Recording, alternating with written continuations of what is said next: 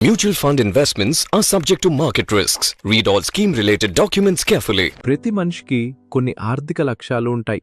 ఇల్లు, కారు, పిల్లల చదువు, వాళ్ళ సెటిల్మెంట్, ఇలా జీవిత గమనంలో ఎన్నో మలుపులు ఎదురవుతాయి. ప్రతి మలుపులోనూ గెలుపు చూసిన వాళ్లలో చాలామంది రిటైర్మెంట్ మలుపు దగ్గర స్టీరింగ్ కంట్రోల్ చేయలేకపోతున్నారు. దూరదృష్టి లోపమే ఇందుకు ప్రధాన కారణం. ఆర్థిక లక్ష్యాల్లో రిటైర్మెంట్ ప్లాన్ ఆఖరిది అని భావించిన చాలామంది పరిస్థితి అగమ్యగోచరంగా మారిపోతున్నది. ఆరోగ్య బీమా ఓ ధైర్యం. రిటైర్ అయ్యాక ఇంటి పట్టునే ఉండే మా ఇద్దరికీ లక్షలు కావాలా అనే భావన చాలామందిలో కనిపిస్తుంది. కానీ అసలు ఖర్చులన్నీ అప్పుడే తడిసి మోపేడవుతాయి. కొడుకులు కోడళ్ళు దూరంగా ఉన్నా అనారోగ్యం మాత్రం తరచూ పలకరిస్తూ ఉంటుంది. ఆర్థికంగా బలంగా ఉంటే ఎంతటి ఆరోగ్య సమస్య తలెత్తినా ధైర్యం ఉంటుంది. రిటైర్ అయ్యాక హెల్త్ ఇన్సూరెన్స్ తీసుకుందాంలే అనుకుంటే పొరపాటు. అప్పుడు 1,00,000 షరతులు పుట్టుకొస్తాయి. చికిత్సకి అయిన ఖర్చు బీమాలో కవర్ కాకపోతే మలి వయసులో ఆర్థికంగా దెబ్బతిని మానసికంగా మరింత కుంగిపోయే ప్రమాదం ఉంటుంది.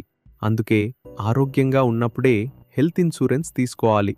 అప్పుడు ఏ ఇబ్బంది వచ్చినా ఆస్పత్రికి కూడా వెకేషన్ లాగా వెళ్ళిరావచ్చు. పదవీ విరమణకు చేరువ అవుతుండగానే కొన్ని జాగ్రత్తలు పాటించాలి. అందులో ఒకటి స్థిరాస్తులను తగ్గించుకోవటం. అలాగని ఉన్న ఆస్తులన్నీ అమ్మేయమని కాదు. నెలనెలా రాబడి ఇవ్వని ఆస్తులను ఉంచుకోవటం వల్ల ఎలాంటి లాభమూ ఉండదు. ఉన్న స్థిరాస్తుల్లో నిరర్ధకమైన వాటిని అమ్మి చరాస్తిగా మార్చుకోవాలి. ప్రభుత్వ ఉద్యోగిగా పనిచేసినట్లయితే వస్తున్న పెన్షన్ ఎంతవరకు సరిపోతుందో అంచనాకు రావాలి.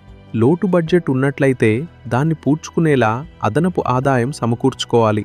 పెన్షన్ రాని వాళ్లు మరింత జాగ్రత్తగా పొదుపు చేసుకోవాలి. ఉద్యోగంలో ఉన్నప్పుడే సరైన మార్గాల్లో మదుపు చేసి రిటైర్ అయ్యే నాటికి పెద్ద మొత్తంలో నిధులు సమకూర్చుకోవాలి. భార్యాభర్తలిద్దరూ నెలంతా హాయిగా గడపడానికి ఎంత కావాలో అంత వడ్డీ రూపంలో వచ్చేంత మొత్తాన్ని బ్యాంక్లో ఫిక్స్డ్ డిపాజిట్ చేసుకోవాలి. భావోద్వేగాలకు లొంగొద్దు. పదవీ విరమణ కాగానే పెద్ద మొత్తంలో డబ్బు చేతిలో ఉంటుంది. ఒక్కసారిగా భారీగా డబ్బు కండ్లకు కనిపించేసరికి ఏదో స్థిరాస్తి కొనుగోలు చేయాలనే ఆలోచన చాలామందికి కలుగుతుంది.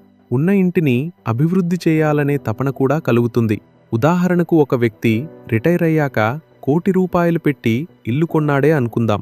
ఆ ఇంటి మీద గరిష్టంగా ₹30,000 అద్దె వస్తుంది. అదే ₹1,00,000 ఫిక్స్డ్ డిపాజిట్ చేసినా నెలకు ₹60,000 వరకు వడ్డీ వస్తుంది కదా. దీనికి తోడు స్థిరాస్తులు ఉన్నట్లయితే మా పేరు మీదికి ఎప్పుడు మారుస్తారు అని పిల్లల నుంచి ఒత్తిడి కూడా రావచ్చు. అత్యవసర పరిస్థితుల్లో ఇల్లు అమ్ముదామనుకున్నా కొనేవాళ్లు దొరకపోవచ్చు. అదే లిక్విడ్ క్యాష్ రూపంలో ఉన్నట్లయితే మీ తదనంతరమే ఆ డబ్బు గురించిన ఆలోచన కలుగుతుంది. ఊహించని సందర్భాలు ఎదురైనప్పుడు ఎంత కావాలనుకుంటే అంత తీసుకునే వెసులుబాటు ఉంటుంది.